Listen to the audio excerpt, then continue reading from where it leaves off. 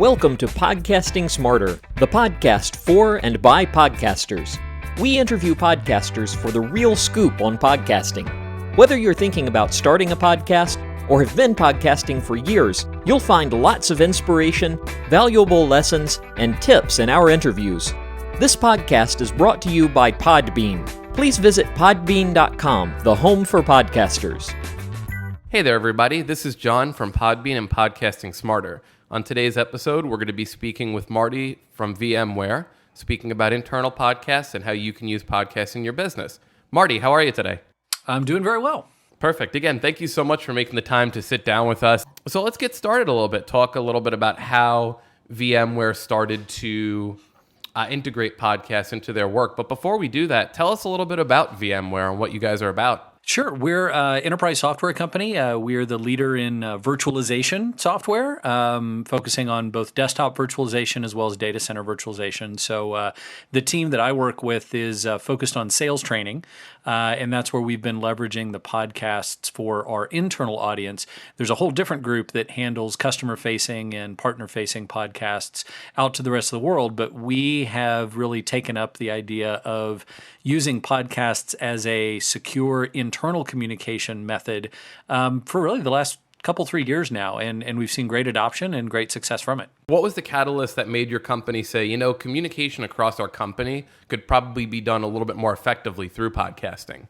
Yeah, so twofold really. One was a great experience that I had in a previous life working actually with a group in HP software where we had done, this was many years ago, we had done kind of an internal version of podcasting that was based on SharePoint and video-based, very manual, very difficult. We weren't able to leverage the ease of publishing and the simplicity that you get on a podcasting platform like Podbean. We had to do it all manually, but we had great success with the field and our audience.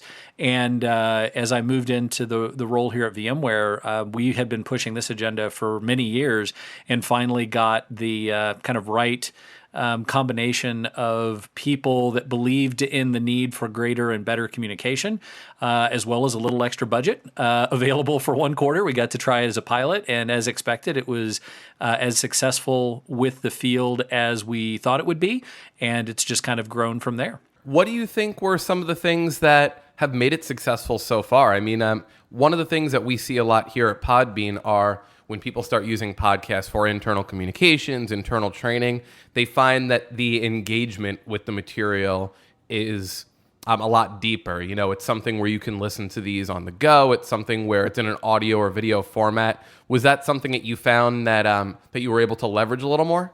Definitely. I think just the overall adoption of podcasts, especially among our technical audience, people are listening to podcasts already. And so that was a huge benefit to us. The other piece was actually more of a negative from a different perspective. Our learning management system and our other communications tools really didn't have a good offline playback experience available within them.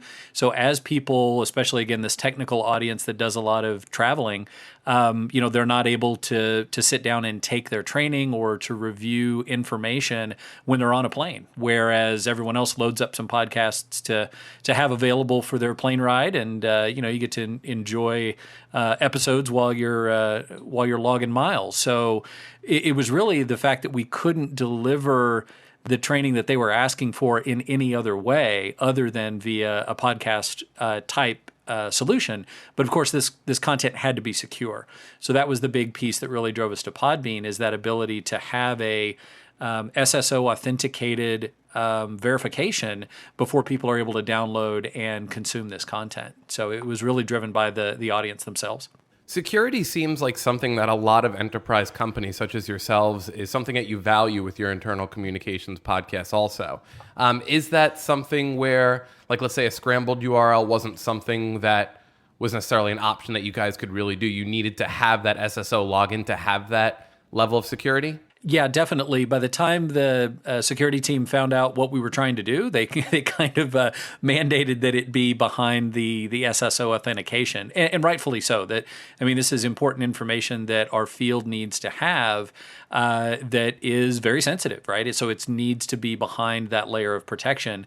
We just, quite frankly, didn't want to risk the opportunity for some of that stuff to trickle out via, like you said, a hidden URL, or just the fact that no one knows it's out there isn't a good enough protection. Whereas it may have been several years ago, certainly today that's just not the case. Of course. In 2019, I think we take for granted the fact that technology and the digital era, as great as it is still very accessible if you just try hard enough to find the content.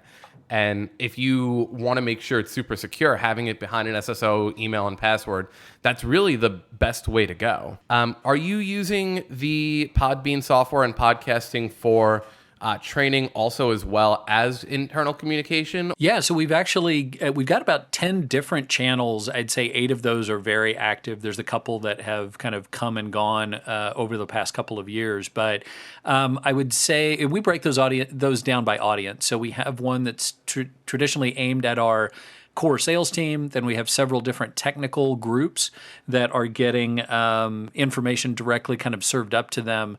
So we have shows that appear on those channels that are targeted to different products or maybe from different executives.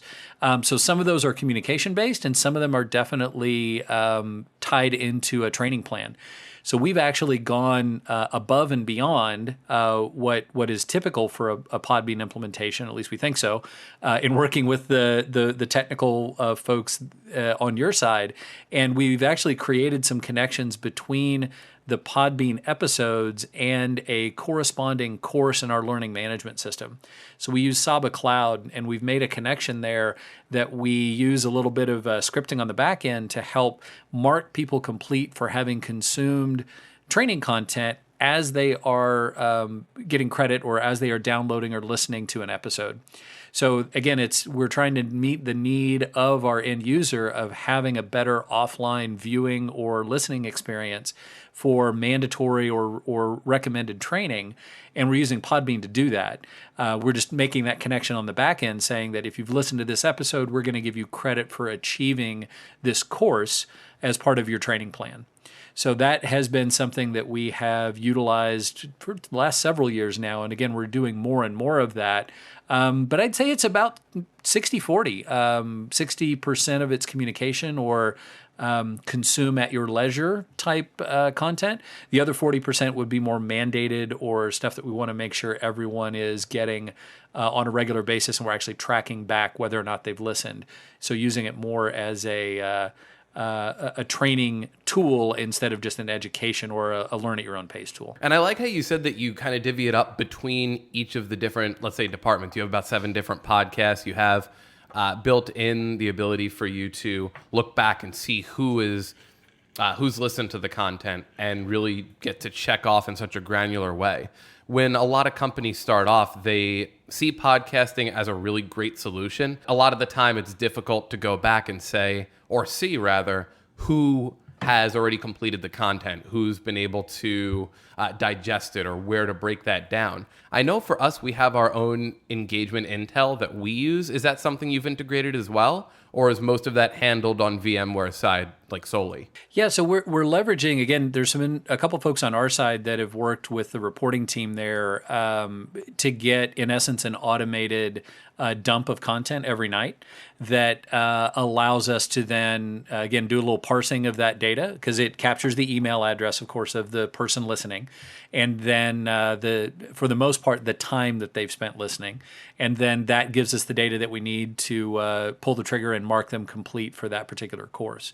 So again, it's that SSO integration coupled with some work that we're doing on the back end with our LMS that allows us to do that. Now, a question I have for you specifically, I think one of the biggest things for when we talk to a lot of these companies, they usually say things like, well, we're not really sure about how to create the content. How are we going to break up the training? How are we going to deliver weekly newsletter? How are we going to make sure that all of our people are getting what they need? And you've already covered the the checking off of listening to the podcast, but what is your ease of recording and producing content for people to listen to?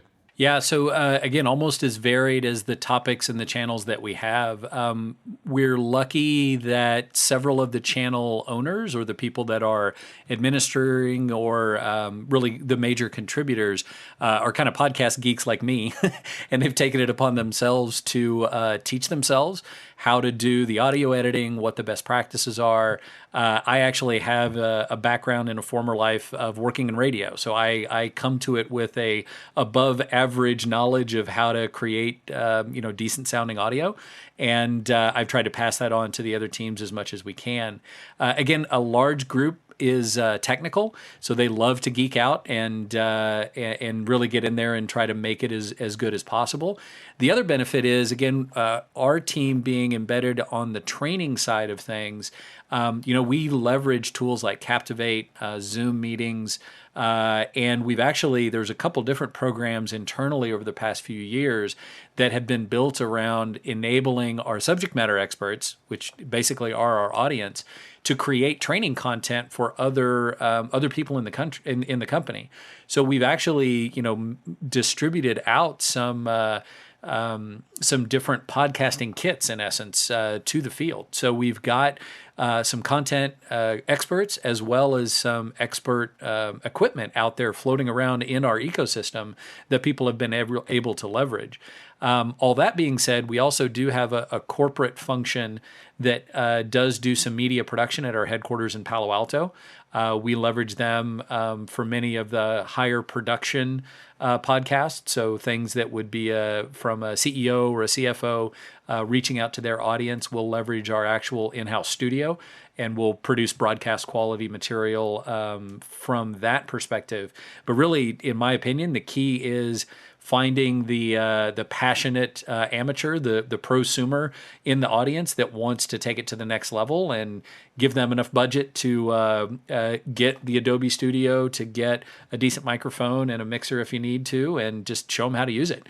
I think that's the key to really building up the podcast culture and keeping it going, is finding people that really want to take it on and give them what they need to make it happen. I would agree with you. And there's a lot to kind of unpack there too, because there's so much gear that you could have. And if you're like a public podcast who's really more talent driven, there's obviously different solutions for you. But when you're creating corporate and internal training and you're talking about things that you're going to have people get validated on and making sure that your content is as clear as possible, you want to go ahead and make sure that the audio and the production is where it needs to be. What are some of your go-to, let's say, hardware and software that you use? I believe you said at the beginning you were using Audition. Yeah, that's just because I've been an Adobe junkie forever. But yeah, I mean, Sure. I think I even have a template email in my Outlook folder that basically, when someone reaches out, how do I make a podcast? It's, and they ask all the same questions. How long should it be? How do I go about recording it? And again, I go back to my... probably a little archaic now, but some of my radio roots. I remember them saying, or me asking how long do I talk? When do I need to shut up? And basically the advice that I have always hung on is, as long as you have something interesting to say, then people will listen. If you start rambling on and being uninteresting, then you should know that that's time to hang it up. And obviously, if you look at the world of podcasting, you have Dan Carlin fans that will, like me, that will listen for 3 hours, and you have Gary Vee fans that won't, that really dial in for those shorter 7-minute podcasts sometimes. So it really depends on your audience, your subject matter, and making sure that there's a reason to put out a podcast or to listen to it. But when it comes down to the technical questions, I would say I always default to the simplest possible, and I just tell them to record a Zoom meeting. So if it's a particular person who wants to do a first-person podcast, so me addressing the troops, open up Zoom, record it. It'll give you easy access to an MP3 file when you download it, or an MP4 that you can convert. So that's simple. And you can kind of teach them some basic editing there too, if necessary. When it is someone higher up in the company, or we have an interview where there's more than one person, I always advise them to do, again, if you've got a good connection, you can do that on Zoom. But if possible, be in the same room together and use a simple microphone to record that way. I'll refrain from giving actual hardware advice because, again, I tend to err on the broadcast side of things. So all of my suggestions are going to be way out of budget, but I'm just kind of spoiled that way. So otherwise, again, if it sounds good or if what you have to say is important enough, the audio quality will be secondary for sure. I mean, it can't be complete, can't be painful to listen to, but it's more important that what you say is good rather than it sounds absolutely perfect. I couldn't agree more with you. And when you are invested in what the person's saying, sometimes that audio quality can leave something to be desired, but you hardly notice that the audio quality is a little bit less than someone who's in, let's say, a $100,000 studio. But if the content of what you're talking about is engaging and it's something that you find value with, you're willing to kind of forego some of that quality. Yeah, and I think especially with our audience, we're a very global organization. I live in Zoom. I live on WebEx in my day job, as does most of the other folks that are in a globally distributed organization. There's always, it's either you or somebody else that has a bad connection. So, that's just kind of a fact of life. Unfortunately, we're all kind of gotten used to that, unfortunately. But again, as long as it's not painful to listen to, it's probably not as important to sound, like you said, broadcast quality or CD quality out of the gate. Focus more on the content and then upgrade the material once you get the buy-in and the budget. And you can always upgrade to a better system, and I advise that you should. But it's more important that you get out there and get started. Of course. Now with VMware, are you guys doing just audio podcasts, or are you doing video podcasting as well? No, so we again are leveraging content that may be coming from other sources and putting it into the podcast channel. So sometimes it is a corporate video. It's something that's produced by our studio, by our in-house studio, and then that's being distributed via this mechanism. Other times it is a Zoom recording. So like for product launch training, for example, there are times where we will take a snippet of a formal training, carve that out, and push it to a particular audience via the podcast channel, just as a way of reminding them or reinforcing something that they're supposed to have already heard. But it's just a bite-sized, again, our goal is to train them to subscribe to the channel and then listen to it sometime over the week, couple of weeks or months, when they get the free time or when they get the ability to. I wish I could keep up on all my podcasts, week by week, but that's just not the case, right? So when I go and I binge watch or I binge listen to Reply All, and I haven't been on there for a couple of months, that's kind of the same activity we want our audience to have as well. That there's always a good drip feed of content and information out there to both reinforce and educate and make sure they know about the new things that are happening. But we typically don't put incredibly time-sensitive information out that way, just because we're expecting people to consume it as they want. Or tying this back to the training that we do, we typically develop a training plan that needs to be consumed every quarter. So they have, roughly 2.5, 3 months or so to consume that content. We don't mandate that they consume it all in a week. So there's always, some content that needs to be evergreen or always applicable out there. It can't be incredibly time sensitive because you're just not sure everyone's going to listen to it at the same time. Of course. And the fact that you were bringing up the evergreen content as opposed to time sensitive is super important too. When you're talking about evergreen content, you want to make sure that it's something that you're not just listening to once. You can always go back to it, and there's always a reason for you to go back. And that's a lot of your internal training. But the time sensitivity audio content or video content, those can come in like the form of newsletters, things like that. And, there's the ability to leverage both. But with you guys, it seems like there's a lot of focus on training, which is great. The last question I have for you, do you see that the podcasting medium helps deliver information in an easier, more digestible format? I think over time, and you kind of alluded to this earlier, but let's say you're on a plane or you're on the go and in transit, while something like email can be extremely mobile, there is a little bit of modernization that has happened in the world of podcasting, the ability to listen to it offline. So do you feel that podcasting has helped digest the information a little bit more in 2019? Yeah, definitely. And again, I'll go back to my my roots in broadcasting. And as I transitioned off the air, I went into sales, as unfortunately everybody tries to do, just because you never make enough money doing it otherwise. But I mean, obviously, when you talk about radio or TV or anything like that, especially when you talk about advertising, it's about frequency. And I think that's something that a lot of people on the content consumption side forget about, or even the content creation side forget about. You've got to hear that information probably in more than one medium several times before it truly resonates with you and you are willing to make a change, or that really sinks in, right? So for us, that can be, as I said, a launch training where it's a formal training event where you're asked to log in and view something in a Zoom or a WebEx. But you may be multitasking, right? So you may not get all of that. Then there might be a portion of that has been cut out and remixed with other content that you hear a week later in a podcast. And then you might get an email follow-up, or it might be part of a newsletter. So this is the same thing again in that cheat sheet that I give to all the folks wanting to do podcasts. You've got to promote the information more than just the podcast itself, right? If you expect your audience to change or to learn something or to modify their behavior in some way, just because you put out a podcast about it isn't enough. You've got to reinforce that message. Well, first of all, you've got to reinforce that the podcast is there. Then you've got to reinforce that message over and over again in other ways as well. So again, it's frequency. It's playing the advertising game with your audience. Even when it's training or internal marketing is kind of the way that we phrase it internally, right? We want to market to them that this new asset is available or this new training is available. So it's important that we communicate in all the media available to us, newsletter.